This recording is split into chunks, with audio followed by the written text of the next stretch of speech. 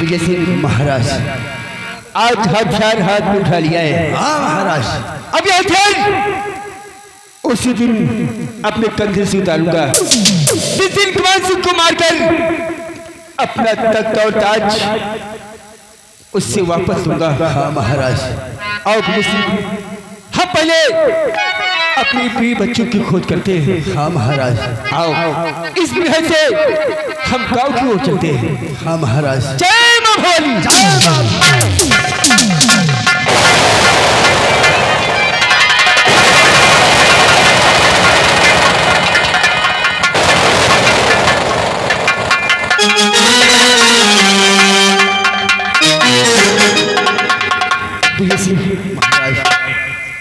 अब बताओ, चलते चलते बहुत जोरों से प्यास लगी।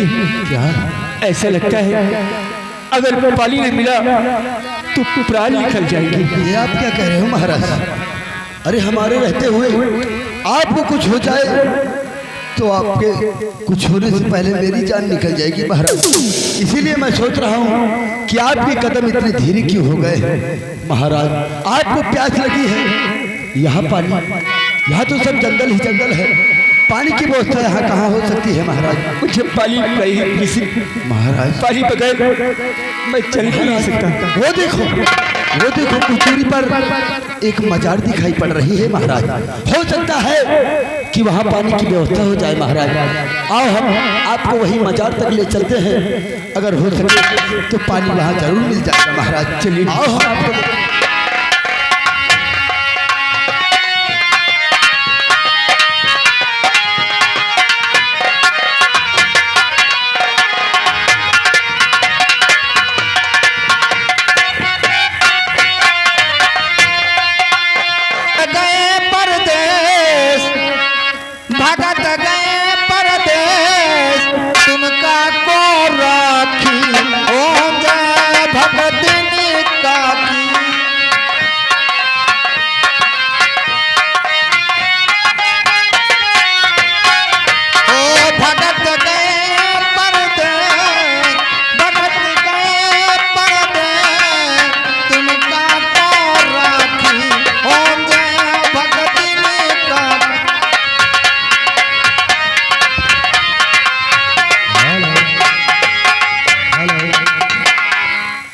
परवरदिगार आलम मोहताज है तेरे हम, तेरे नाम के चाहे बेदम में आएगा दम।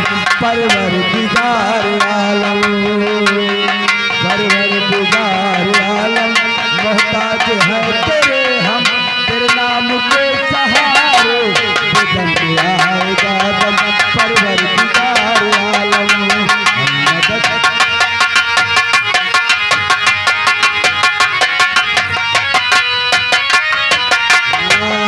परवरदिगार आलम मोहताज है तेरे हम, तेरे नाम के सहारे बेदम में आएगा दम। परवरदिगार आलम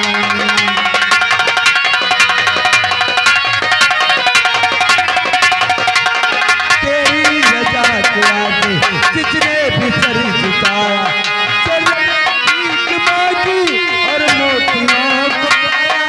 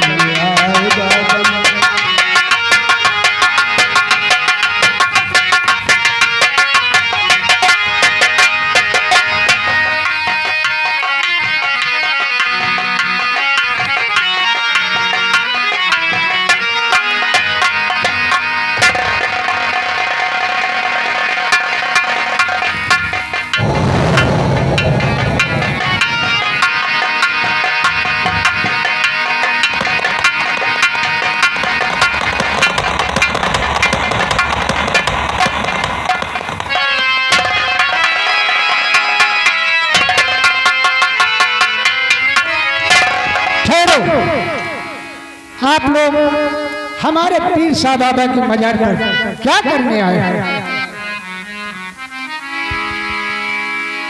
बाबा जी, क्या बात है? आप घबराइए नहीं, हम आपको किसी तरह का नुकसान पहुंचाने नहीं आए। इस मजार को देखकर हम फर्ज बनता है, जरूर तुम्हें पाएंगे। नहीं बाबा जी, बहुत जोरों से प्यास लगी है, पानी में मिला तो प्राण निकल जाएंगे। नहीं बेटी, जी बाबा जी, एक लोटा पानी लेकर आओ। मैं अभी आई।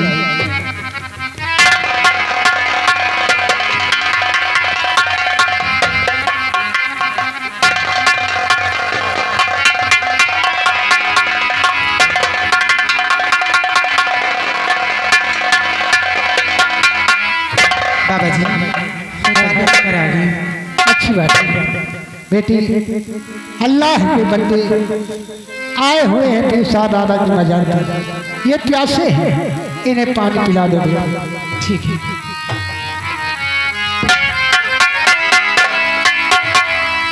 मुसाफिर, आपको प्यास लगी है? बहुत जोरों से प्यास लगी है देवी जी, मुझे जल्द पानी पिलाइए, गला सूखता जा रहा है। लीजिए, मैं पानी लेकर आई।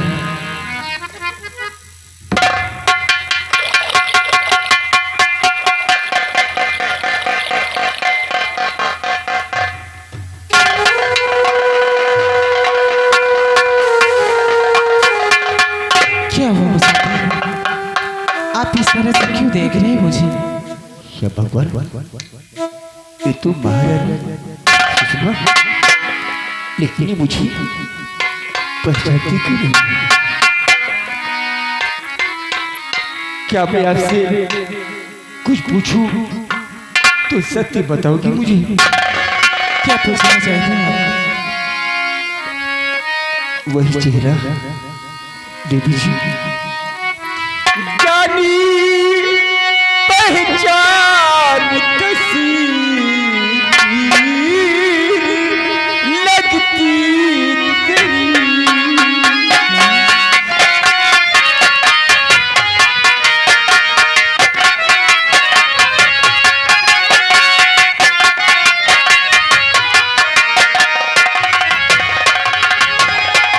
जानी पहचान तस्वीर लगती तेरी, और नाम क्या है तुम्हारा बता दीजिए।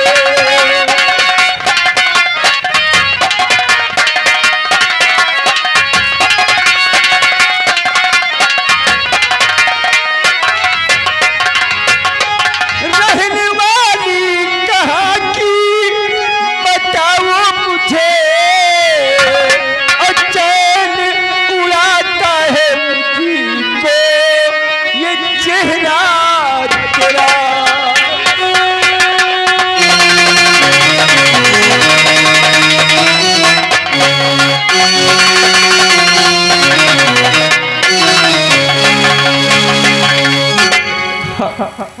आपका नाम क्या है और कहाँ की रहने वाली हो? मैं जानना चाहता हूँ। बिल्कुल बताऊंगी। और पानी पी करके सीधे चले जाइए।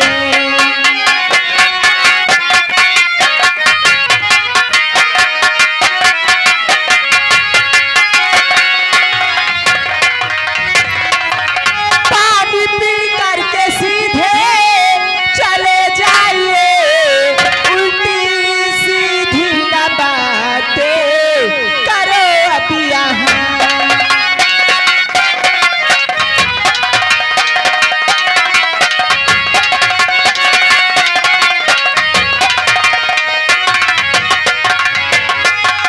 नाम बेटी मेरी बाबा है मेरे पिता, नाम बेटी मेरी बाबा है मेरे पिता, बेवजह तुम यहाँ पे न बातें करो।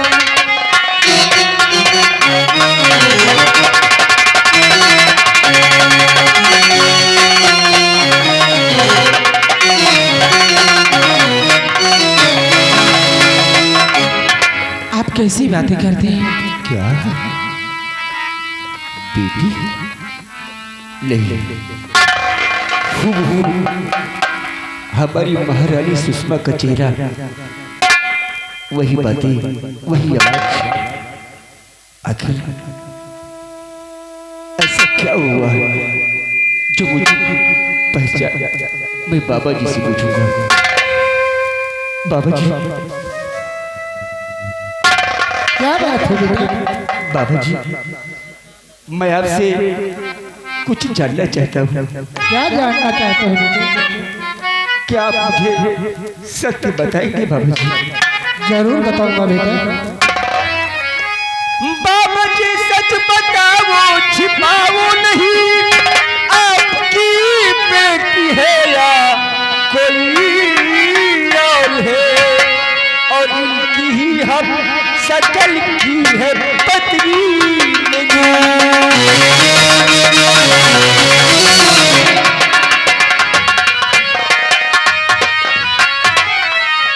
इनकी ही हम शकल की है पत्नी नहीं। मेरी बातों पे बाबा करो गौर है, इनकी ही हम।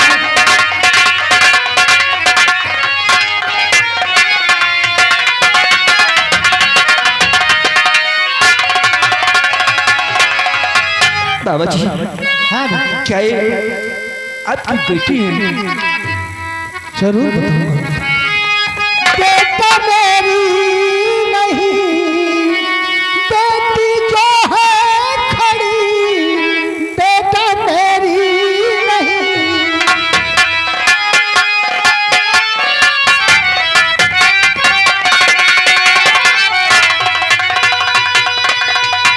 बेटा मेरी नहीं, बेटी जो है खड़ी, ये मुसीबत की नारी बेचारी खड़ी।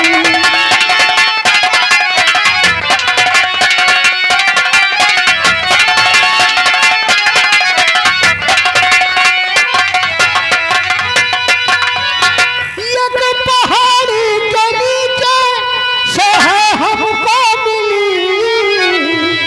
एक पहाड़ी के नीचे से है हमको मिली, सर पे ये चोट खाए बेचारी पड़ी।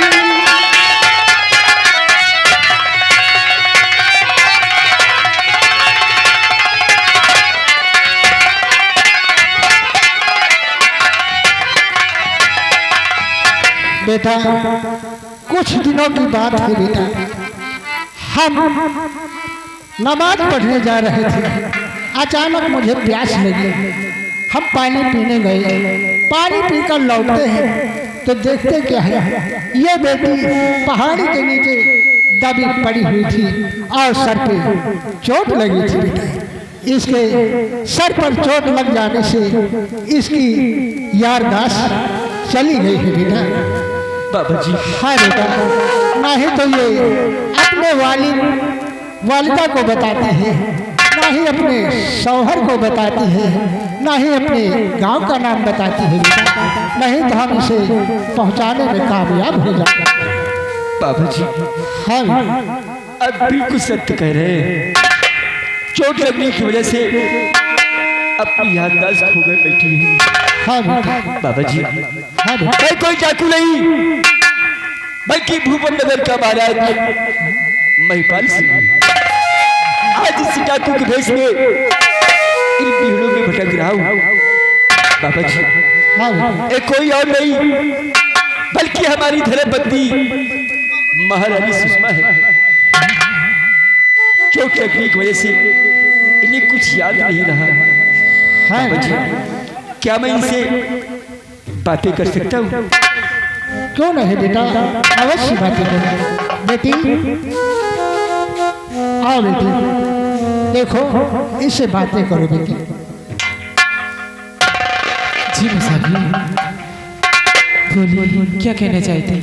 महारानी जी, मुझे पहचानिए, मैं भूपन नगर का महाराज महिपाल सिंह और राज हवेली वो खुशियाँ, वो अपना बेटा साजन, कुछ याद करिए महारानी जी, कुछ याद करिए, मुझे पहचानिए। या भगवान, मैं कौन हूँ, कहाँ से आई हूँ, मुझे याद क्यों नहीं रहा है, मुझे याद क्यों नहीं आ रहा है। याद करिए महारानी जी।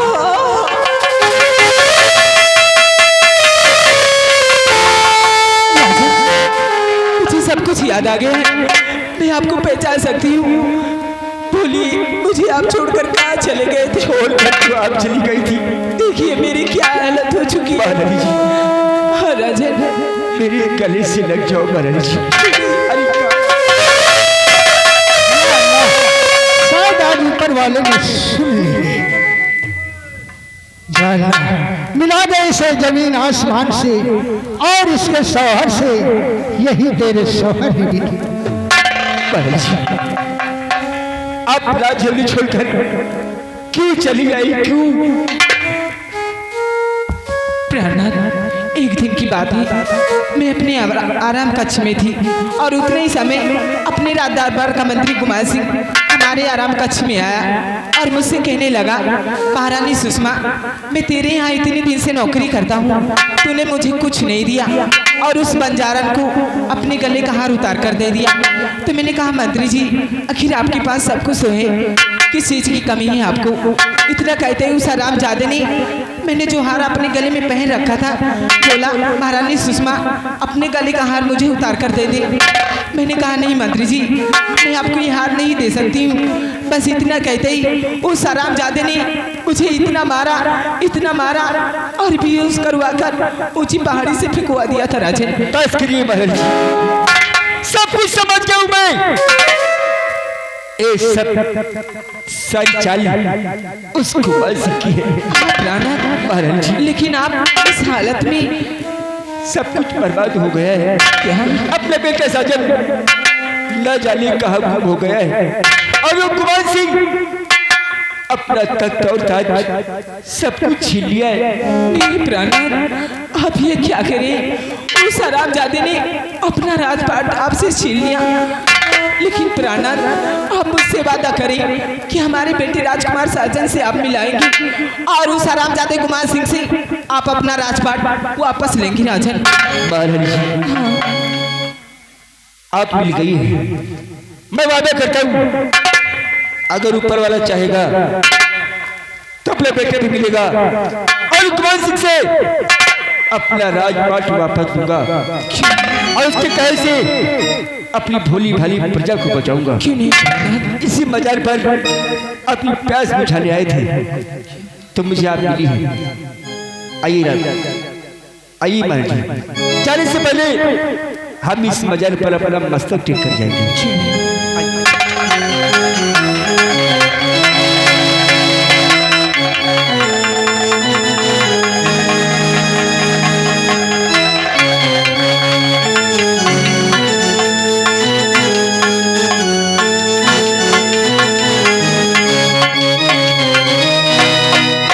बाबा जी, है बेटा?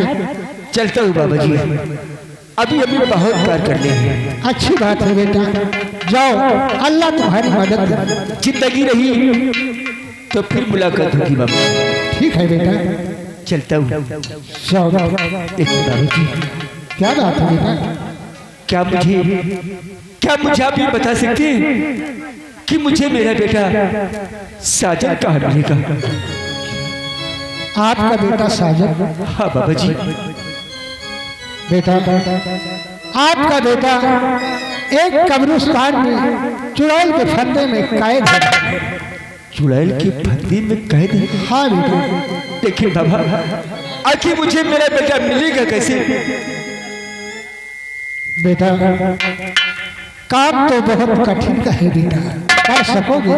बाबा जी, हम अपने बेटे के लिए अपनी जान दे सकते हैं, लेकिन उस चुड़ैल से अपने बेटों को जरूर बचाएंगे। हमें क्या करना होगा बाबा जी? ठीक है बेटा, हम तुम्हें एक यात्री दे रहे हैं।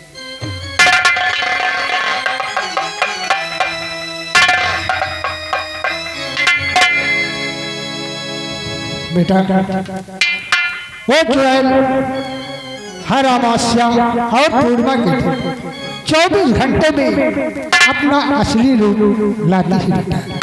उसके हाथ में एक दुपट्टा होगा, उस दुपट्टे को किसी न किसी तरीके से छीन लेना बेटा, और इस यातीम को 3 बार घुमाकर अपने बेटे के गले में डाल देना। वो चुड़ैल के छाए से मुक्त हो जाएगा और आपका बेटा ठीक हो जाएगा। आपका एहसान हम कभी नहीं भूलेंगे। इसमें एहसान की क्या बात है बेटा? अपने बेटे को उस चुड़ैल से बचाना है। इजाजत चाहता हूँ बेटा।